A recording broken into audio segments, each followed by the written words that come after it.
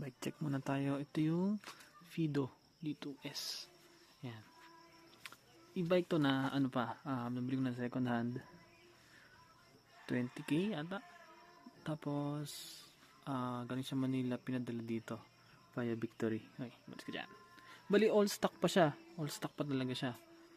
Ang pinalitan lang kahapon ay ayun, yung rear brake. Yan, mechanical pa rin yan. Ragusa, pero kasi sa bike shop wala na sila nung stock nya. Yung stock kasi bilog yung brake pad. Ito naman ay yung pa rectangle na. Pansin ko medyo umimprove naman yung umimprove yung pagpreno niya, hindi na patuldok-tuldok masyado. Pero tong harap stock pa rin kasi hindi pa siya pudpud. Yan. Lagyan ko siya ng rack, medyo kinakalawang, kailangan pinturahan yan eh. Yan. Pero hindi pa ako nito binigo sa mga ahon dito sa Baguio.